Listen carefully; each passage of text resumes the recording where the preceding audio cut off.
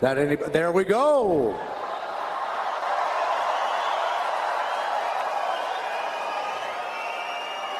I won't steal Pierre's thunder, but it might be a CBC mic. Anyways, how's everyone tonight? And who's excited to be here? Thanks so much for coming, everyone. It's so great to see so many people here today and send a strong message. It's time to put Canada first. It's time for a change.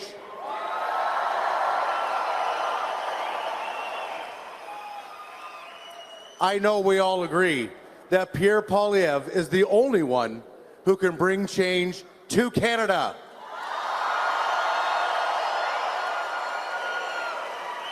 So now, if you'll bear with me just for 1 minute, I got a couple of housekeeping rules.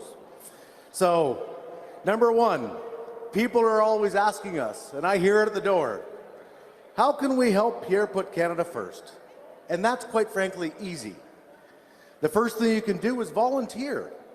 Ask a member of our team in the room how you can get involved, or go to conservative.ca/volunteer to sign up. We can only stop Mark Carney's Liberals from winning a 4th term with your help.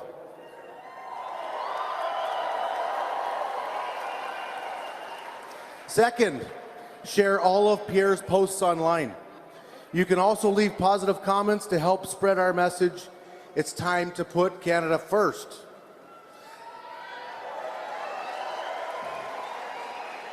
And finally, we have a number of our common sense Conservative candidates here today, and you can vote your home candidate at any election Canada returning office across the country by writing in the name of your local candidate.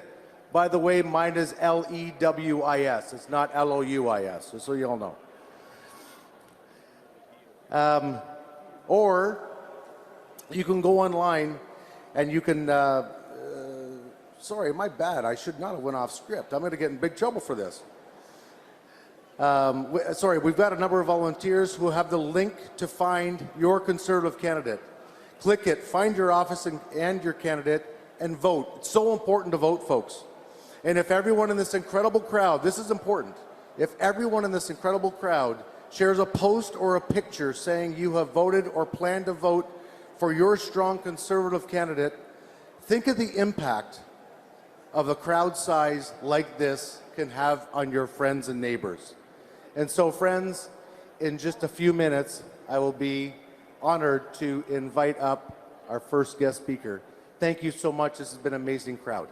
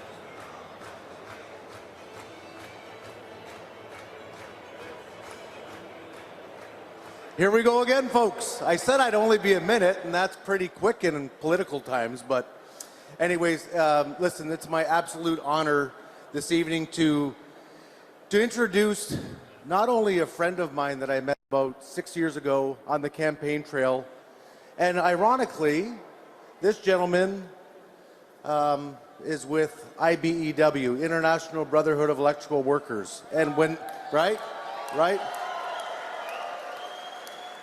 And when they reached out to our office, they didn't only come to my office, but they sat in my office and they said, Chris, here's what we need, along with the great Carpenters Union as well. Carpenters Union here as well?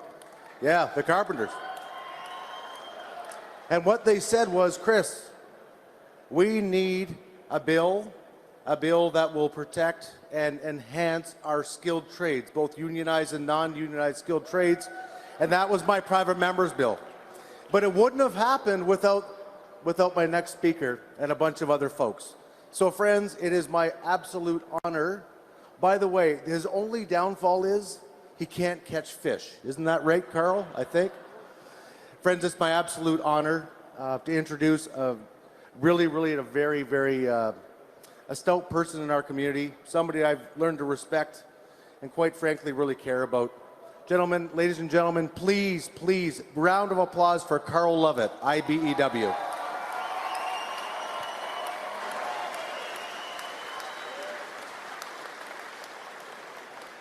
So let me start by saying this.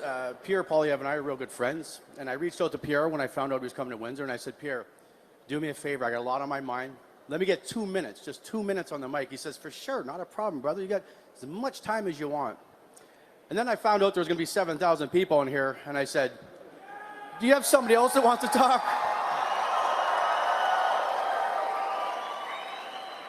I mean, look at this. This here reminds me like a Super Bowl halftime show right now. Look at the people in the room.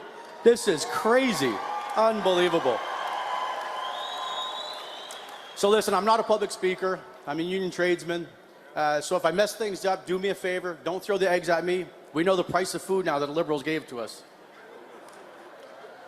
I might throw a couple of jokes during this thing too. If you don't catch them, just laugh. I won't know if you're laughing at the joke or laughing at me.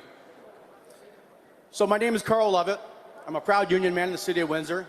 I'm the business manager of the International Brotherhood of Electric Workers, Local 773. Yeah. Currently, we have about 1,500 people that I oversee in the city, and the number keeps growing. The workers in Windsor here have suffered under the lost Liberal decade. Here's the situation for our workers. Food prices have become unfathomable. The cost of tools, basic house wire, and everything else has gone through the roof. Rent and housing costs have doubled, if not that, they've tripled. Our streets are now dangerous for families, not just at night, but during the day. Working women are now forced to work multiple jobs to help their families survive. The number of temporary foreign workers, that's skyrocketed also. When I'm seeing layoffs in my industry, and they keep coming, we know there's a problem. There's some billboards around the city touting about the 2,500 new automotive jobs that are coming here. But at the same time, the federal government, the federal Liberal government, are bringing in thousands of foreign workers to displace us Canadians all the time. In saying that, you know why it's so hard for our young men and women out here to find jobs? Because they're being displaced by these temporary foreign workers that we don't need in Canada.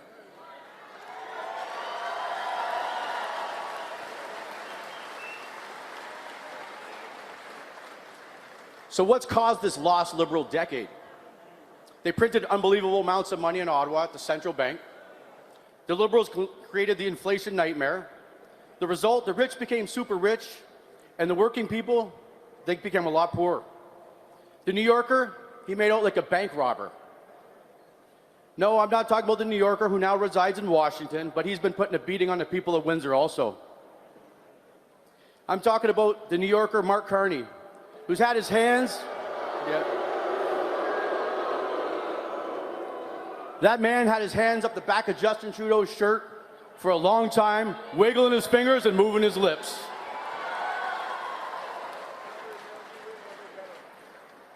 Mark Carney's moved one of Canada's largest companies to his home in New York, just months before he became Prime Minister. Imagine that. That's right, he's not the Prime Minister.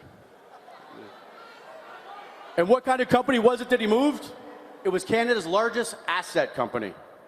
We all know the people holding those assets, billions in assets. They got mega rich from Canadian inflation, and Carney, he himself made hundreds of millions of dollars off the deal.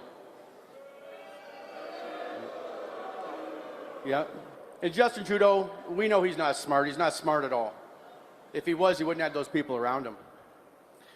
Mark Carney was pulling all the strings, but why? Because Mark Carney was profiting big time from inflated assets all off the back of you Canadian workers. And Carney swiftly moved his company to New York as soon as Trump became the president. One second, my phone's vibrating. Pierre always says don't answer the phone while I'm up here. Hello? Karl, who's this? Mark? Where are you at? I'm at a rally. Who's this?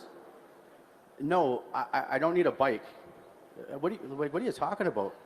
I bet you did get a good deal. Some guy named Mark called me and he said he's down in Bermuda right now at a bike shop. I don't know. The final thing he said, I don't know if he said he got a deal or if it was a steal. Mark Carney also failed to pay $5 billion in Canadian taxes by hiding his company's assets in Bermuda above what? The bike shop. Hard to believe, eh? That information comes from Canada's NDP, or at least who's left of them, because the irony is Mark Carney's eating all those people alive. Even the mayor of Lima has warned Canadians not to vote for Mark Carney. And why? For ripping him off. The poorest of the poor people in Peru, that's who he ripped off.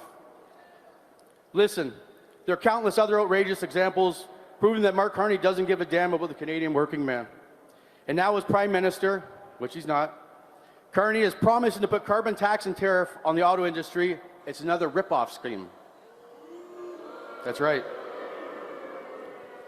We're getting punched by Trump on one side of the border, and Carney plans to punch us on this side of the border also, pretending it's all about climate change. And now he's made millions off the workers' back. He wants more than money. He wants more power. He wants all of the power to do whatever he wants to do. Mark Carney cannot be trusted with this power. Mark Carney cannot be trusted to protect workers. Mark Carney's in it for himself.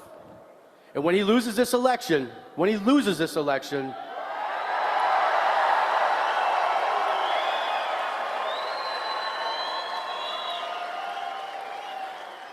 you can bet Mark Carney is going to leave Canada in a New York minute. But there's hope.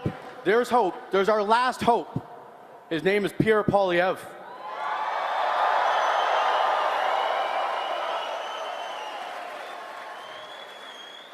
Pierre's the only hope for Canada workers. You see, Mark Carney fooled Justin Trudeau, and we can't let him keep fooling us Canadians.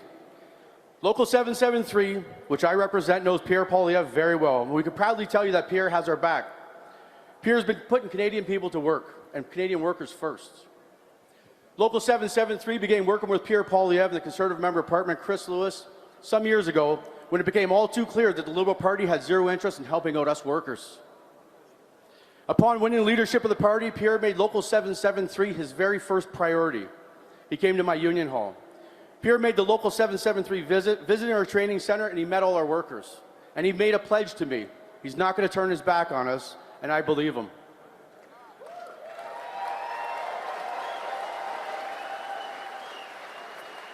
Pierre was a keynote speaker at the 105th gala I held for the International Brotherhood of Electrical Workers some years back. And back when he was there, he was the only politician warning everybody about the runaway spending in Ottawa. And nobody really listened to him. Nobody really got it. And after the devastating effects of inflation on our workers, look what we have right now. Over the lost Liberal decade, Trudeau and Carney invested next to nothing for workers. That's why Pierre Poilievre has promised, and if you've seen it come out today, 350,000 tradesmen he's going to train on a federal level.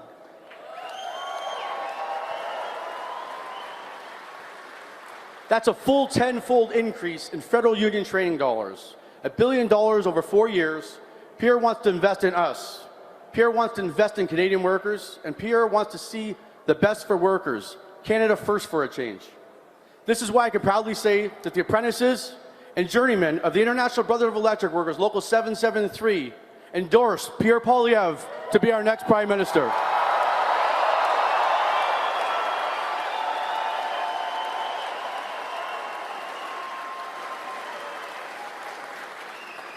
We'll build signs for them. We're going to knock on doors. We're going to get out the vote. For our hope, for our champion, for the next Prime Minister of Canada, Pierre Poilievre.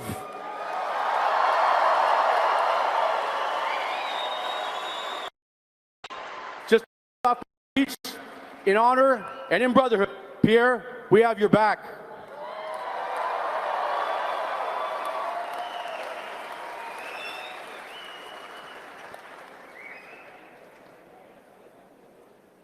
Okay, I'll keep talking.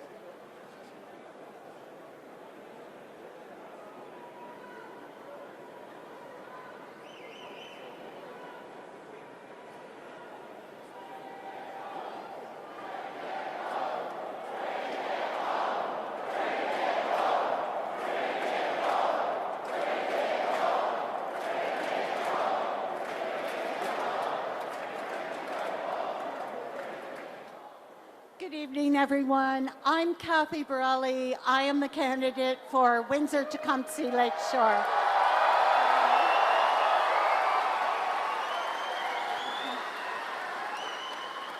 I'd like you all to take out your cell phones, turn your flashlights on, and wave them. I'm going to lead you in singing "O Canada." Thank you.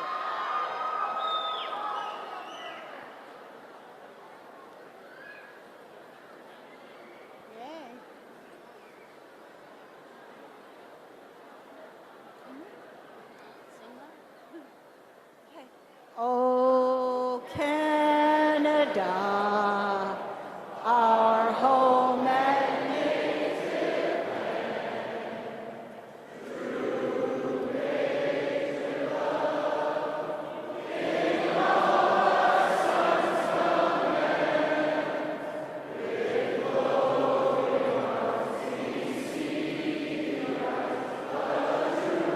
true song and free. Hello, Windsor, Leamington, Chatham-Kent, Essex.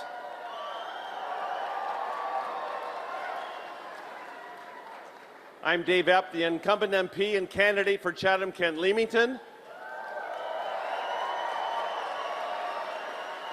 And I've got an important question for you. After a lost Liberal decade of rising costs, rising crime, and an economy that's down under the American thumb, do the Liberals deserve a fourth term? Is it time to put Canada first for a change? With a new Conservative government that will axe taxes, build homes, unleash our resources, stop our crime. Yeah? Bring home jobs so that we can stand up to Trump from a position of strength. And who's going to deliver that? Pierre. Pierre is the only one that can bring change to Canada. You know, last weekend,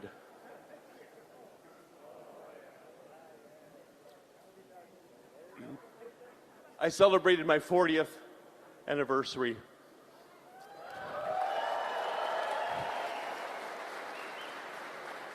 With Charlene, right here. 40th. That's a ruby anniversary. A ruby. Red, like our flag, and the Liberals don't own the color red. And we celebrated it by campaigning. But that's my job. My job here tonight is to introduce another wonderful woman. I have the pleasure of introducing Anaida Poilievre. Here, here.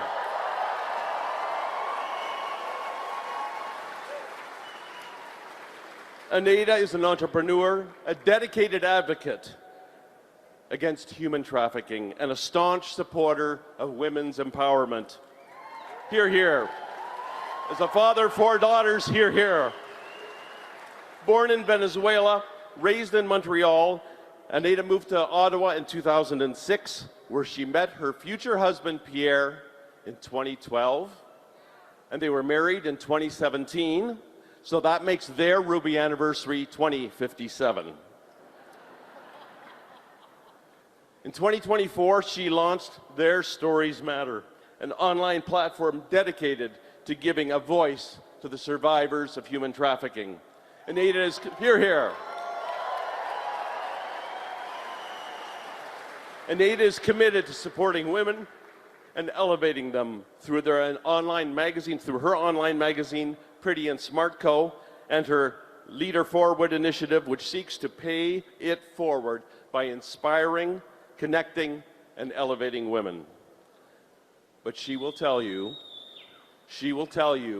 that her most important role is to be a supportive wife and a proud mother to Valentina and Cruz. And so, without any further ado, it's my honor and pleasure to give you Anaida Poilievre.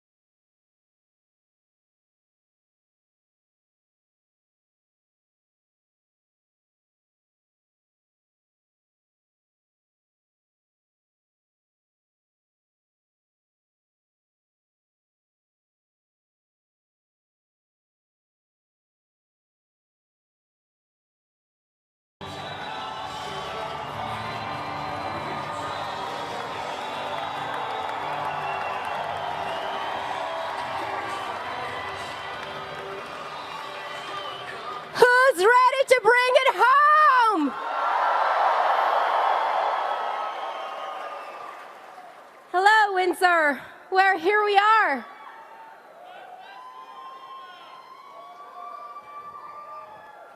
Here we are at a crucial time where we must decide whether we are going to elect for a 4th time the same Liberal team. The same Liberal team that has weakened our economy, left us with unaffordable housing, rising crime, and vulnerable in the face of the threats of Donald Trump? Or are we going to elect a conservative government who's going to put Canada first for a change?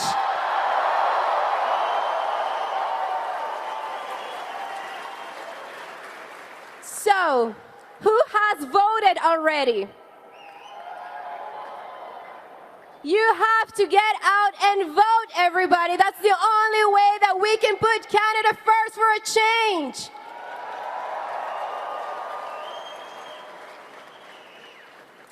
This journey began for my husband and my family a little over 3 years ago, when my husband decided to run for the leader of the Conservative Party of Canada.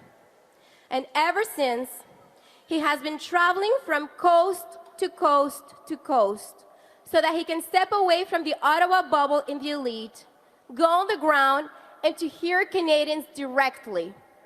Boy, oh boy, did they share their struggle with us.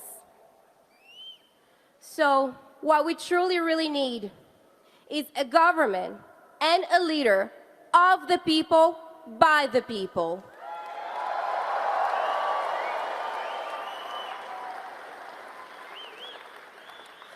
Leadership is not born in the boardroom of the elites. Leadership is not born from fancy degrees or fancy titles. Leadership is born from those who have been here fighting for our countries, our true patriots, those who care.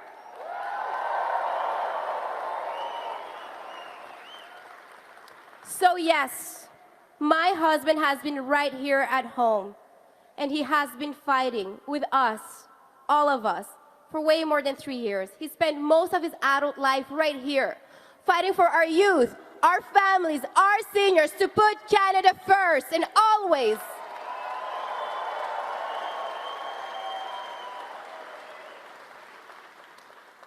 So you know, when Mr. Carney looked down on my husband because he's been here all along fighting with us, I'll tell you what. He tells my husband that he doesn't know how the world works. Well, my husband knows how Canada works and how to make Canada work for all of us.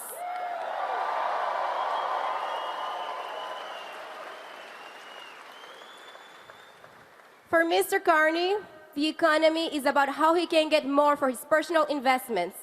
For my husband, the economy is about how can Canadians afford food and a house and a good life.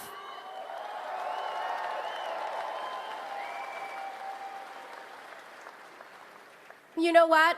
I love all of my husband's policies, and I believe they're truly going to make Canada great and that we're all going to move forward with that. But in order to understand why we do this, you need to know the men and the family behind those policies.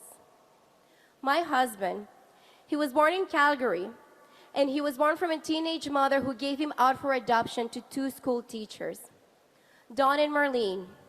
They worked really hard, and they lived paycheck to paycheck. They worked really hard, and nothing was handed out to my husband. He had to fight for everything. I was born in Caracas, Venezuela. There's some of you here. I was born in Caracas, Venezuela, and my family immigrated here when I was 8 years old in 1995. We moved in the east end of Montreal in a working-class neighborhood. It was 6 of us in a very, very small 3-bedroom apartment. My father's first job was to pick up fruits and vegetables. Back home, he was a manager for a bank. He used to wear business suits every day. But when he came here, he traded all of that for second-hand suits and pick up fruits and vegetables. Later on, he had 3 jobs at minimum wage all at once. He would wake up at the crack of dawn, 5 a.m., to deliver newspapers. Then he would head to his second job that was making socks from 7 a.m. until 3 p.m. Later at night, he would come, grab a quick bite, and then go and clean offices in the evening, 5 to 9. 3 jobs, 1 day. All that so that he can feed his family.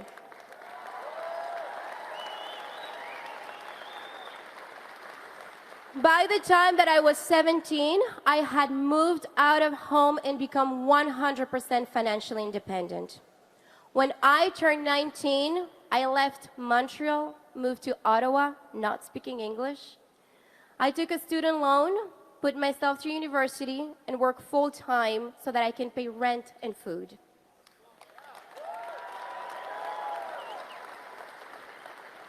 And when I turned 25, I was working in the Senate, and I had saved enough money $25,000 for a down payment for a little town house in the east end of Ottawa. I was still single. That was a few months before I met Pierre, so it's all mine. That little town house was $230,000 back in 2012 under the Harper government era where you could still afford a house.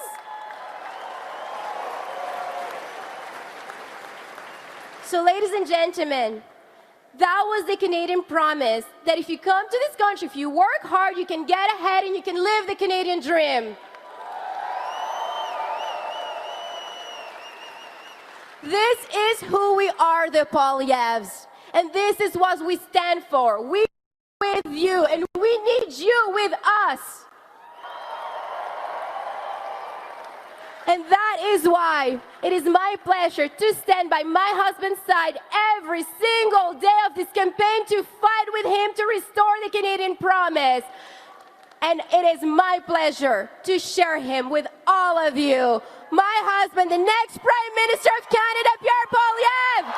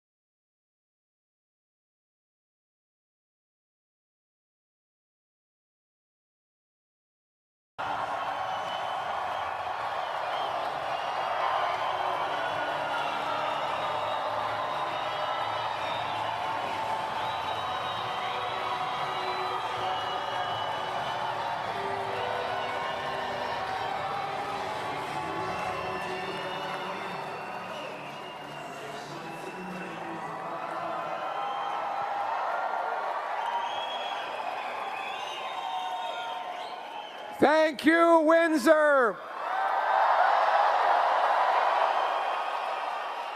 Who's ready to vote for a change? Who's going to vote to axe some taxes for a change?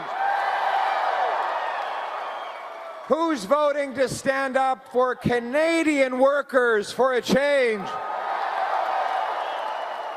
Who's going to vote to build some homes you can afford for a change?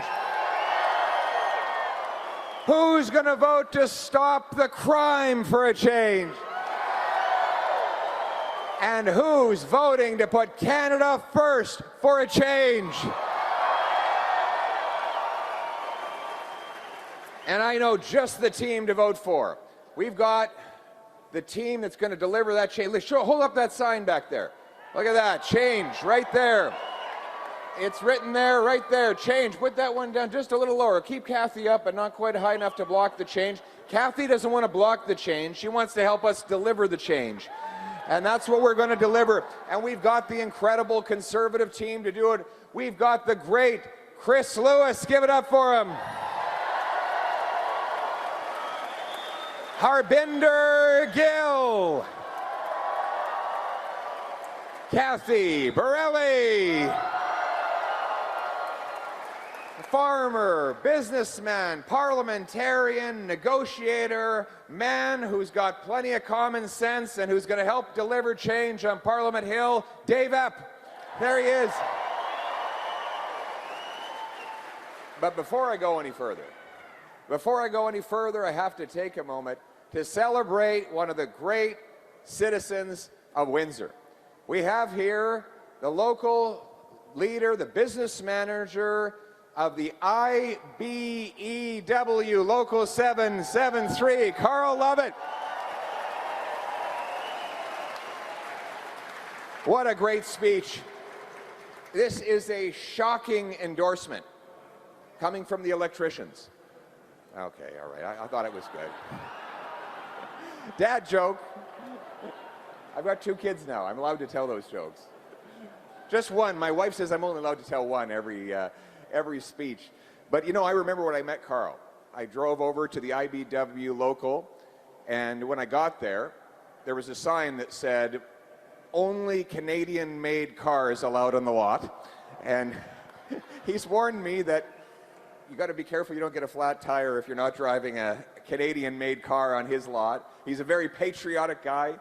We sat down and talked, and the first thing he wanted to talk about was not politics, not policy. He wanted to talk to me about hunting and fishing. He loves to hunt and fish. Then the second thing, he wanted to talk about his family. And then he wanted to talk about all his friends and how proud he was to be from Windsor and how proud he was of the electricians that he represents and fights for, and how his only wish for this country is that once again we put our workers first for a change. Thank you, Karl.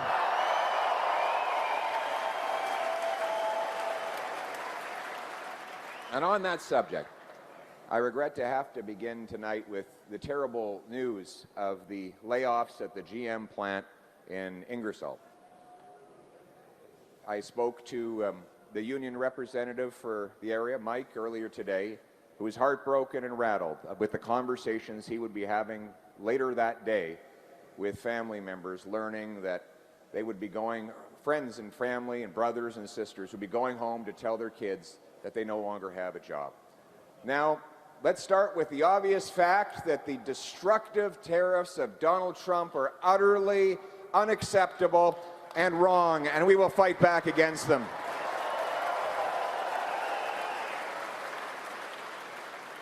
But we will also fight to protect the jobs of our workers. Conservatives will put in place a fund to give liquidity to our manufacturers, to keep paying workers, keep them employed, minimize the disruption until hopefully we can get this dispute resolved.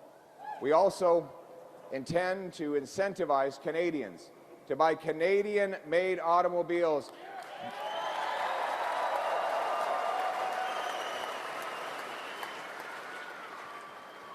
And that's why I'm pleased to announce that as Prime Minister, for as long as these tariffs are in place, there will be no federal sales tax on Canadian-made cars and trucks.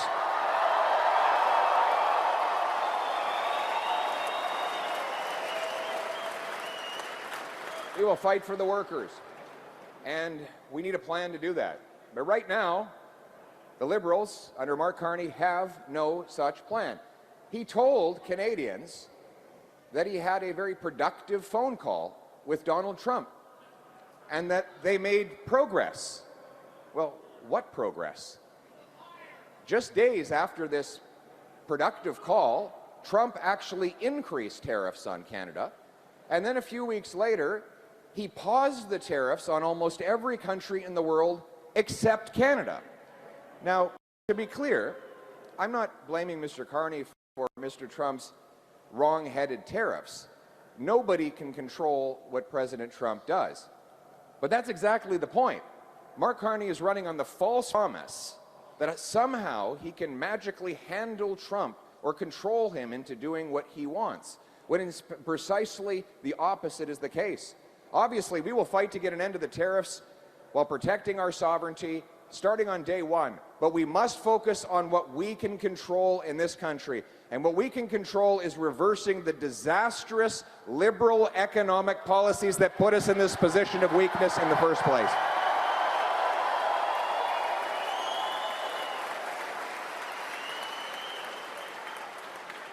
That is the lost liberal decade that Mark Carney is trying to distract you from. In fact, the entire liberal campaign is about trying to make you forget about the last decade. Pretend it just never happened, as if we didn't have 40-year highs in inflation. It just didn't happen. As if that we didn't see food prices rise 37% faster in Canada than they did in the United States under that lost liberal decade. Make you forget that housing costs have doubled in Canada, rising faster than in any other G7 country, that it costs 50% more for a home on the Canadian side of the border than on the US side, and that you can actually buy a castle in Sweden for a lower price than a mid-size house in Kitchener. They want you to forget that Canada has had the worst growth in the G7, the worst household debt in that same group of nations, that our economy has been shrinking for a decade in per capita terms, all before the Trump tariffs kicked in. They want you to forget that $500 billion of our investment dollars have fled south, and they want you to forget that all of these economic failures happened while Mark Carney was acting as Justin Trudeau's economic advisor. Now, the same Liberal MPs, same Liberal ministers, same Liberal strategists are trying to get you to elect them to a fourth term in power. My friends, after the lost Liberal decade of rising costs and crime, we cannot afford a fourth term. We need a change in government with a Conservative Party that will put Canada first for a change.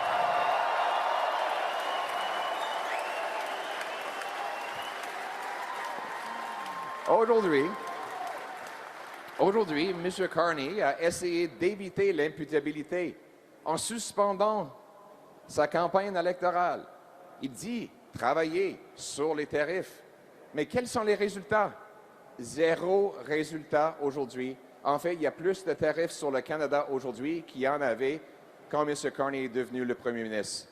Mes amis, il veut que vous oubliez le fait que les libéraux ont doublé le coût de la vie, ont augmenté la criminalité pour vous faire tromper et vous convaincre de les élire pour une quatrième fois. Il ne faut pas le faire. Il nous faut un vrai changement avec un nouveau gouvernement conservateur.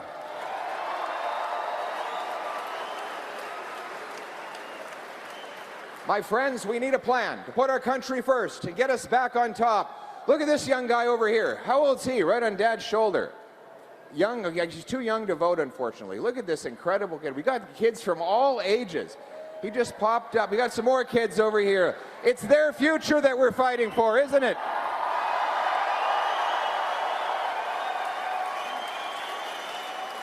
They deserve a brighter future.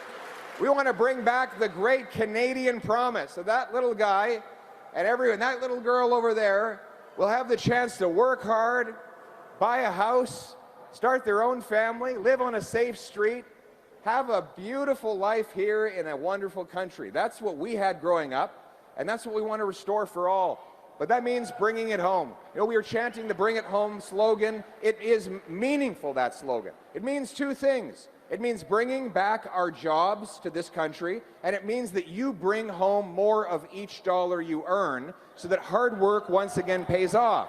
That's what it means.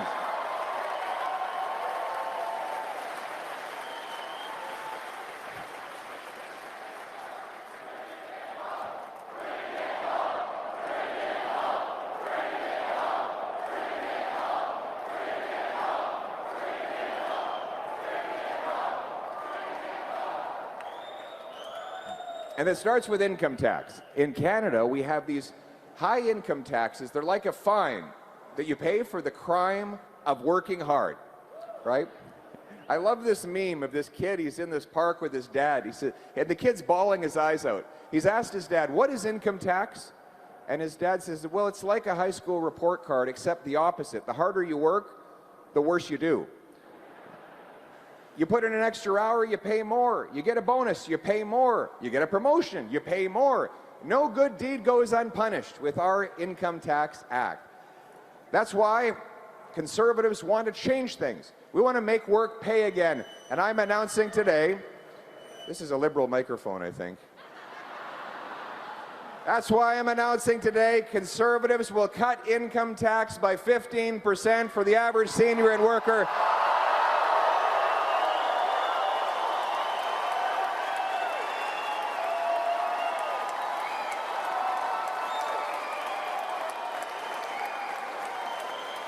So you keep more of each dollar you earn, and hard work actually pays off for a change. As I said, we will be axing sales taxes on Canadian-made cars, but you need a home to park that car in the front of. And right now, housing costs are among the most expensive in the world here in Canada. Are they pricey in Windsor? They've gone through the roof, but there's no roof because there's no house you can afford. So why is that? Well, the answer is because bureaucracy blocks home building, and politicians tax the purchase of a house. 1/3 of the cost of every new home in Ontario today is direct taxes. Sales taxes, land transfer taxes. We have also these development charges, which are effectively municipal taxes. Then there's the delays. It takes 7 years to get a building permit, 3 times as long as it does in the US or the UK. All of those delays bring costs, and those costs go to the home buyer. And that's why it's almost twice as expensive in many border towns to buy a house than it is on the south side, or in this case, it's not the south side, but you get my point, on the American side of the border. So we have to tackle the problem. And that's why I will lead the charge in slashing bureaucracy and taxes on homes. We will eliminate the GST on new homes of under $1.3 million.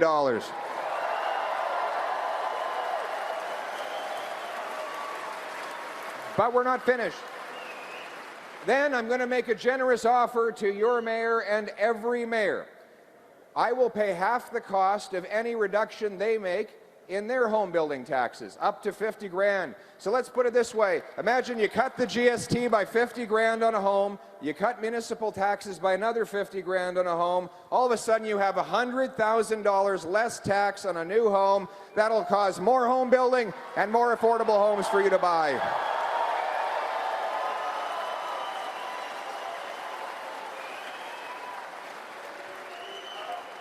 And then there's investment taxes.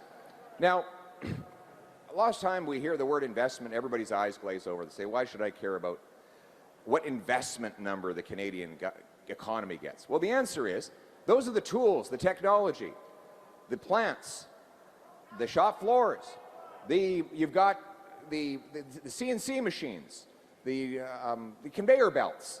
All of that takes investment. And without those machines, we don't have paychecks. Well, the Liberals have raised taxes on investment and driven $500 billion of that investment south because capital goes where capital grows. Now, it's funny, they thought they were going to win over a lot of union workers when they raised capital gains tax. They didn't realize that tradesmen actually like to buy homes, fix them up, beautify them, make them better, and then sell them off to a deserving family as part of a living, and they have to pay capital gains tax for that good deed. So a lot of small business people get hammered with it as well. And that locks in investment and locks down our economy. That's why I want to bring the money home. And so I've announced the Canada First Reinvestment Tax Cut. 0 capital gains tax if you reinvest the money here in Canada.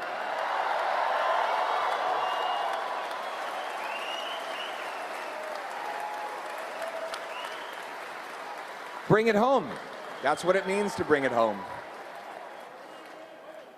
That will allow For example, a factory that has some unused land, sell it off to a home builder who can build some homes, and then the factory can use the money to expand and hire more workers. It'll allow a small businessman who's selling out after 25 or 30 years to reinvest that money in another Canadian enterprise, or a high-tech entrepreneur to invent a new technology and create more stuff that make us all better off.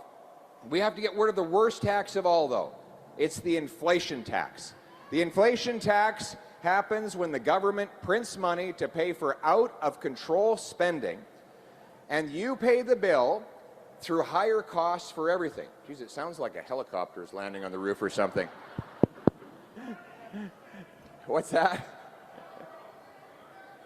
I think it's just the audio machine, so nobody has to freak out.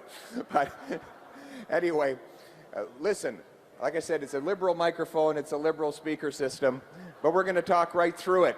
The reality is, we'll push right through it. The reality is the government has caused the worst inflation in 40 years as a result of increasing our money supply. This is bills, coins, and bank deposits from $1.8 trillion to $2.5 trillion, all to fund reckless deficits advised on Justin Trudeau by Mark Carney. Now, you might say, well, what's wrong with having all this extra money? Isn't money a good thing? Well, if there's stuff to buy with it, but if you increase the supply of money faster than the stuff that money buys, well, then you bid up the cost of everything. If you have an economy with 10 apples and $10, well, it's $1 an apple. If you double the number of dollars to 20, and you still only have 10 apples, you're not twice as rich. Each apple now costs twice as much. Now, the people who get that newly printed money first, those in the financial system, those with the contacts, they get rich because they get to spend and invest the money before it loses its value. But everyone else gets poor, and that's why your purchasing power goes down. You see, costs are not going up. The buying power of your money is going down. That is what inflation is. And it's all the result of massive overspending in Ottawa. We're going to end the overspending. We will cut bureaucracy, consultants, handouts to corporate insiders, foreign aid, and other waste so that we can bring our money home and bring inflation down.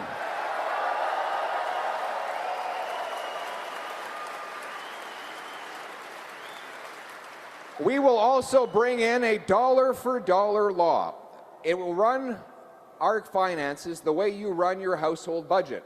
If you increase spending here, you decrease it over there, or you get a bargain here and there. That's not how government works. You see, because politicians and bureaucrats are the only creatures in the universe that don't have to deal with scarcity. They're spending other people's money. As a result, they just add more and more to your bill. By imposing a law that requires they find an equal number of savings for each new dollar of spending, it will require them to maximize use of scarce resources, to get more value for money, and to make the same kinds of trade-offs in the government bureaucracy that you have to make in your daily life. Because single moms, small businesses, and seniors have been pinching their pennies long enough, it's time that government started pinching its pennies.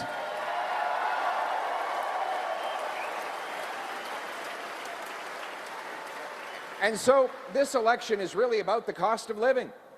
Do we want a fourth Liberal term of rising costs and taxes? Or is it time to bring down the cost of living, protect your purchasing power, and lower your taxes for a change?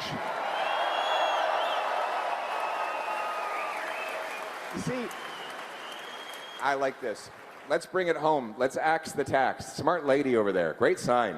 We've got some good signs. Very smart people in Windsor. We've got another axe the tax sign. Fantastic. What else have we got? We've got jail, not bail. That's right. Excellent. Protect jobs. Change. Lots of change. Lots of people want change today, that's for sure. This guy has WTF on his shirt. WTF. I said that in the House of Commons, and the Speaker thought that I was being unparliamentary. I was just asking, where's the funds? Right? It's a pretty fair question.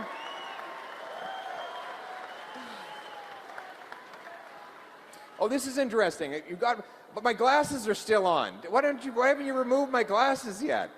They fell off. Pretty good looking picture, eh? What do you think? Thank you. That's a pretty impressive sign.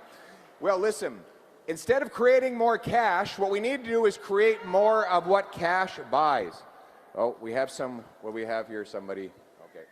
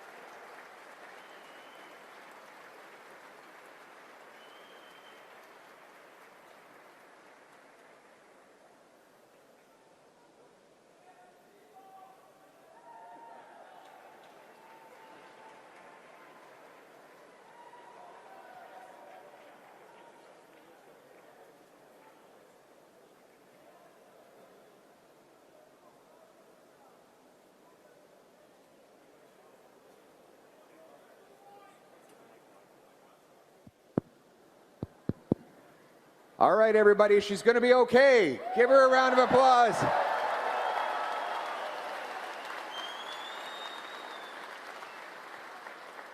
You know, sometimes when I get droning on a little bit long, I put people to sleep. So it's a cure for insomnia. But my friends, I appreciate you all standing on your feet so long. What an incredible crowd we have here. This is amazing. I know it. It's a long time to stand up. In fact, CBC is reporting that there's over 25 people at our rally today.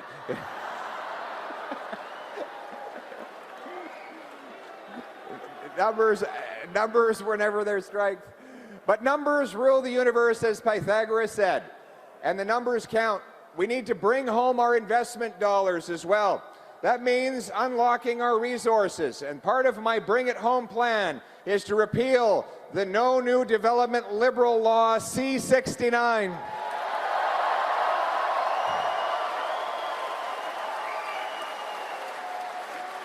We're going to build Canadian pipelines, Canadian factories.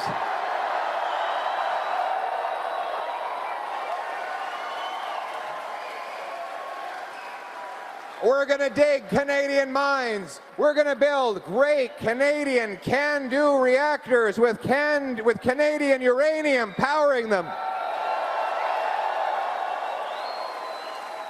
And this is a big difference, because on the other side, Mark Carney wants to keep all of the same keep it in the ground extremism as his predecessor and protege, Justin Trudeau. Mr. Carney, he says he wants to keep C-69, the no development law, keep the energy cap that blocks our industry from producing more oil and gas while allowing the Americans, Venezuelans, and Saudis to produce as much as they want. He says that 80% of our oil will have to stay in the ground, which means that's like burying our biggest and most important financial asset. This is a great way to make us even more reliant on the Americans, but that's the choice in this election.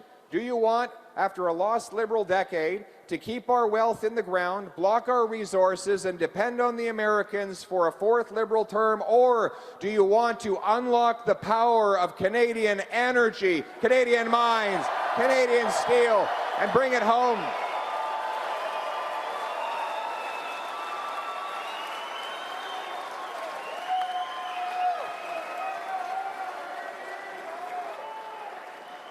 You know, we're also going to get rid of the entire carbon tax, the industrial tax, the whole thing. Axe the tax. We're going to axe the tax. This is a tax the Liberals put in place for 7 years. They expect to fool Canadians by hiding it at the gas pumps for 28 days, even though it is still on the books. And they could raise it right back up the day after the next election if, God forbid, they were to win again. Mr. Carney says he wants to hit Canadian steel, aluminum, potash, and other essentials with this tax. I will axe the tax for real, for everyone, for good, for a change.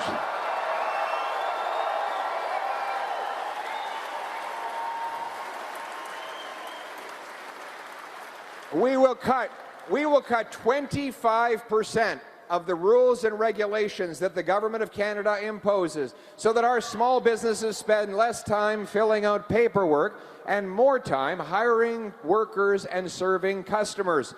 We're going to unlock the power of our entrepreneurs again, and we're going to reinvest in the next generation of people who build stuff, make stuff, move stuff, and make stuff. Are working tradespeople in this country. Boots, not suits. Do we have any trades in the room today? Wow, look at this. What do you do, sir? What are you? A bricklayer. You know, Winston Churchill was actually a bricklayer. He wasn't very good at it. It's too hard a job for a politician to do, but nevertheless, a very important job. So you a mason as well? Okay, full-on mason. Fantastic. That's tough work. It requires a lot of patience. What about the gentleman behind you? CNC machinist. That takes a lot of brain power. Those machines are very impressive. Anybody, what do we got over here? You're a steam fitter? Plumber, right on, plumber. A good union plumber. United Association? Right on, you got a great union. Nate, yes, your union has endorsed us as well. Thank you very much to the plumbers and pipe fitters. Nathan Bergstrand. What do we got over here? What's that? A tool maker. Okay, so welder, excellent. That's fantastic. Yes, who else do we got? We got another trades. Yes, this young lady here. A laborer, excellent. Very important, hard work. Thank you very much. Very young lady. You know, I'm actually doing an apprenticeship myself. Cabinet maker. Cabinet maker. Okay. I stole that joke from John A. MacDonald, the truth is be told. What do we got over here? What do we got over here, Tommy? We got carpenters everywhere. The guys with the hammers. Amazing. You know, the tradespeople are the future. I tell every young person, get yourself a trade. Not only will you have a practical skill, it'll teach you how to solve problems. It will teach you how things work. You can then turn that into a business and employ a lot of people. The best business people I meet today are actually from a trades background. It's not the lawyers and the MBAs anymore. It's the tradespeople. They're the ones that are going to be ruling the world. And we need more of them. And we've got a real plan to do it.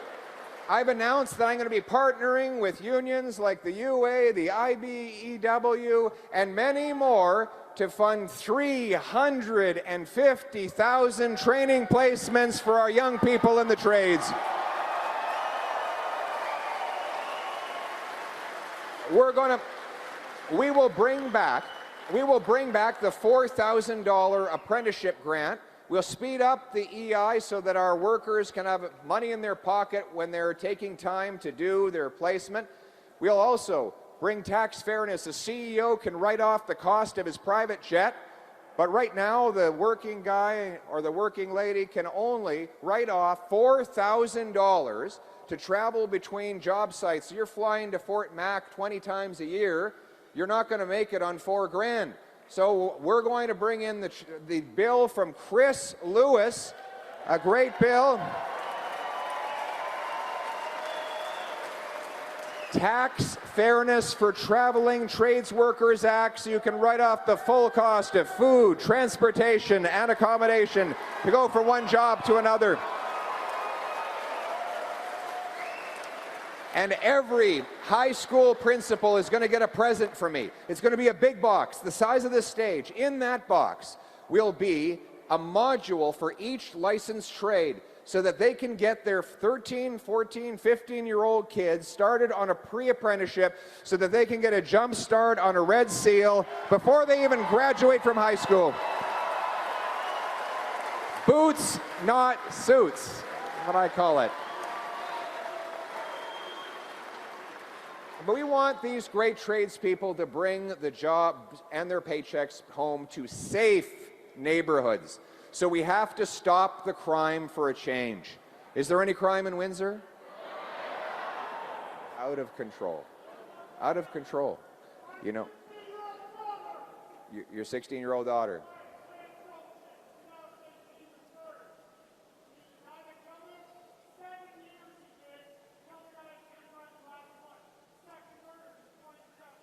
Wow.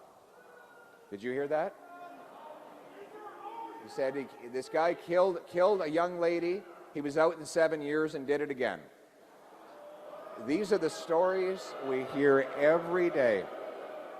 Rampant offenders offending again and again and again. Do you know they tell the police now that they are not even worried about getting caught? It's too much trouble to try and avoid getting caught, so they don't even bother with it. They get arrested and then they're released again. The good news is we don't actually have a lot of criminals in Canada. The bad news is they are very productive. The same 40 offenders had to be arrested 6,000 times in Vancouver. In Penticton, there's one guy named Levi. When he's out of jail, he raises the crime rate for the entire city. Everyone in Penticton knows this guy. We've seen the countless stories of people murdered by someone who's out on bail, even after they've committed multiple offenses. Women who are pleading with the system to keep their abuser behind bars, but they keep letting him out, and he comes back and reoffends and threatens the children. My friends, this is the madness that resulted from Liberal catch and release law C-75, which requires judges release rampant offenders at, quote, the earliest opportunity and under the least onerous conditions. That's the law. Then there's C-5, the house arrest bill. So you can do serious violent sexual or drug crimes and serve your sentence in your living room, watching Netflix or playing Grand Theft Auto while you run the clock down on your sentence. And then there's C-83, the Liberal get Paul Bernardo out of jail free card, which allows him. My friends, we will repeal each and every one of these laws. Catch and release, gone. House arrest, gone.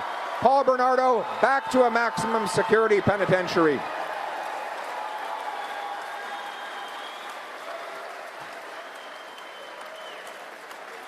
We will bring in mandatory life sentences for human traffickers and mass gun smugglers.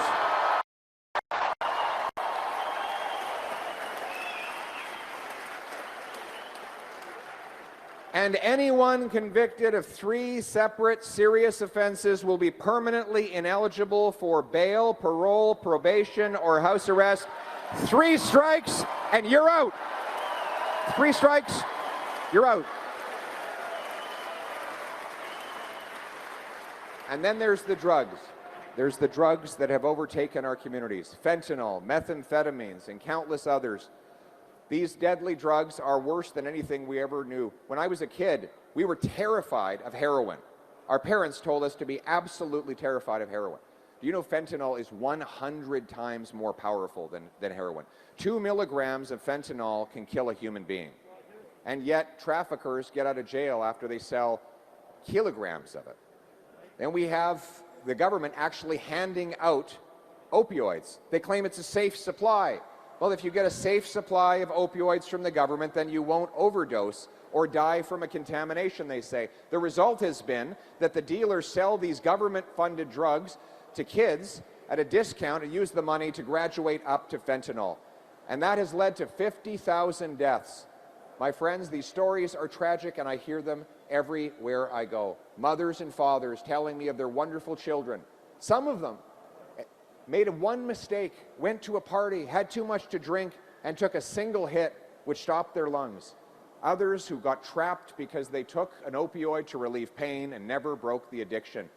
Either way, the heartbreak is unbelievable. One man wrote me a letter saying that he held his wife's hand when she gave birth to their little baby boy.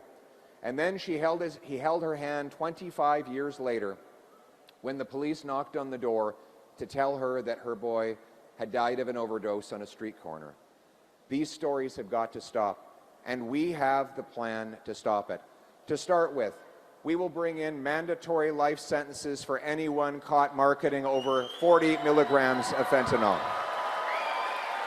Second, we will defund the opioids, and we will bring back penalties, criminal fines for illegal possession. Third, we will invest in treatment, recovery, and rehabilitation.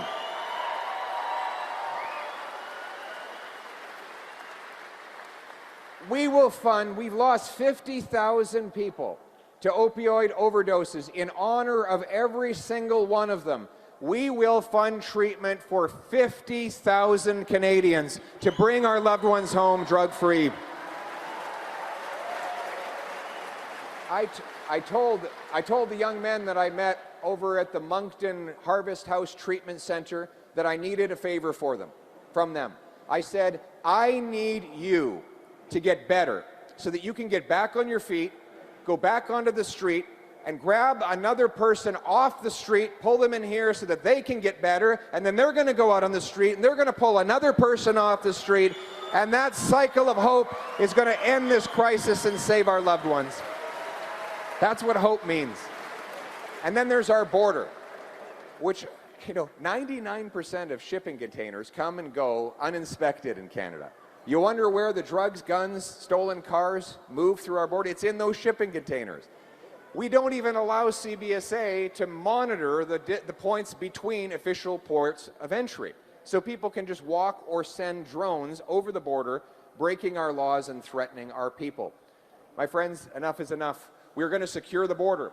We will bring in watchtowers along the duration of the border. We'll hire 2,000 frontline CBSA officers by cutting consultants and bureaucracy to pay for it. And we're going to have high-powered scanners that look into the shipping containers to intercept the contraband. And you know how we're going to pay for it all? In addition to cutting back on the wasteful back-office bureaucracy and consultants, we are also going to cut the wasteful multi-billion-dollar gun grab.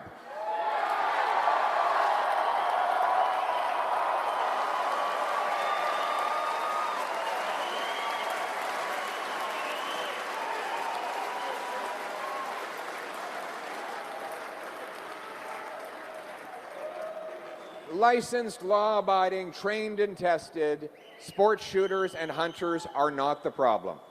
But Mark Carney and the Liberals, do we have any hunters in the room today? The Liberals will ban every single hunting rifle. Just the other day, Mark Carney re-announced Justin Trudeau's already broken promise on this file, promising to go after the lawful people, the ones who have already been vetted by the RCMP, have taken tests, are lawfully storing their property. He wants to waste billions of dollars and tens of thousands of police hours going around harassing Grandpa Joe, who has her hunting rifle. All the police think it's insane. The Toronto Police Association said this will make us less safe because they'll be spending their time going after the good guys instead of the bad guys. This misses the target, my friends. I will repeal C-21.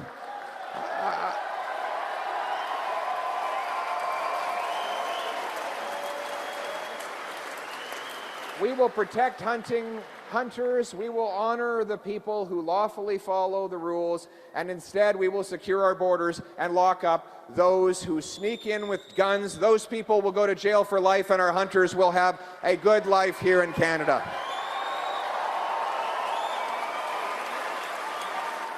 So the choice in the next election is, after the lost Liberal decade of rising crime, do we want to trust them with a fourth term, or is it time for a change with a new government that will protect licensed, law-abiding people and bring safety back to our streets for a change?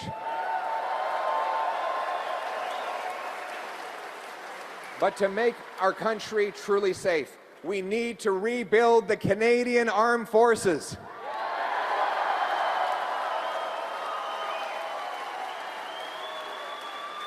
We will invest in recruitment to fill the vacancies that have so long grown up over the lost Liberal decade. We will buy 4 massive Arctic icebreakers. We'll double the size of the first patrol of the Canadian Arctic Rangers, and we will build the first Arctic base in the Northern Arctic since the Cold War, CFB Iqaluit.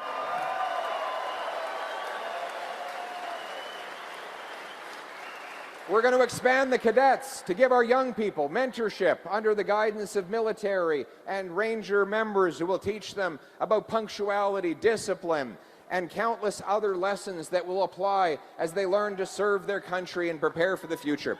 We will put our country first and unite our people by fixing the broken Liberal immigration system.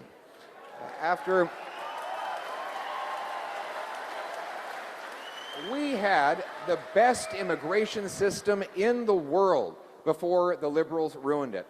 They took on this radical Century Initiative, which seeks to increase our population to over 100 million people. We've seen the results. Adding people 3 times faster than we add homes leaves people without a place to live. And it's not the fault of the people coming into the country. They're good folks. They just want a better life. It's the fault of the Liberal government that has let this system spin out of control. When I'm Prime Minister, God willing, if I'm given the privilege, we will fix this system. We will end the fraud in the international student program. We will stop allowing corporations to undermine wages by bringing in too many temporary foreign workers.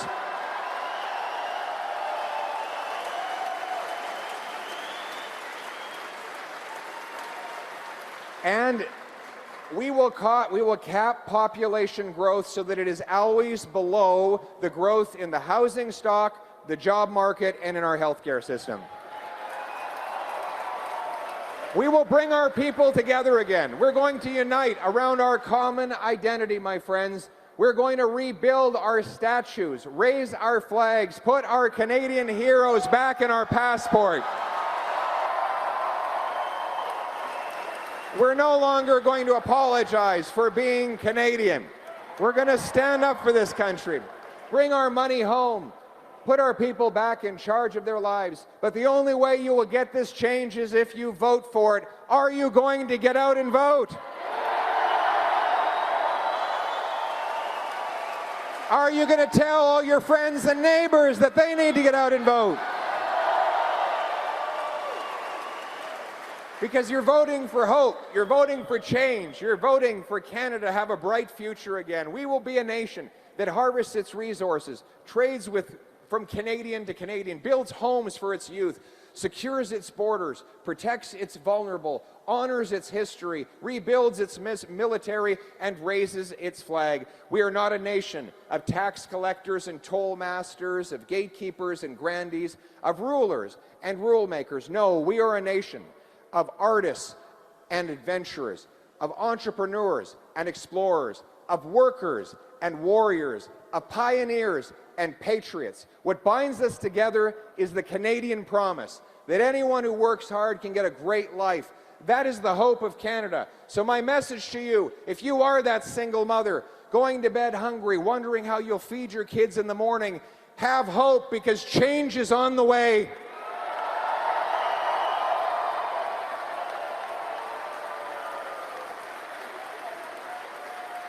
To the auto worker, the steel worker, the aluminum worker who's worried about losing your job, have hope, because change is on the way. To the mistreated veteran who wonders why his government disrespects him, that will be the case no longer. We thank you and we say, have hope, because change is on the way for you too.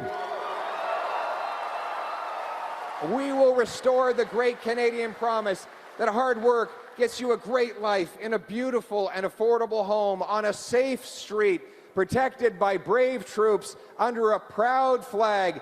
Canada first for a change. Let's bring it home, Windsor. Thank you.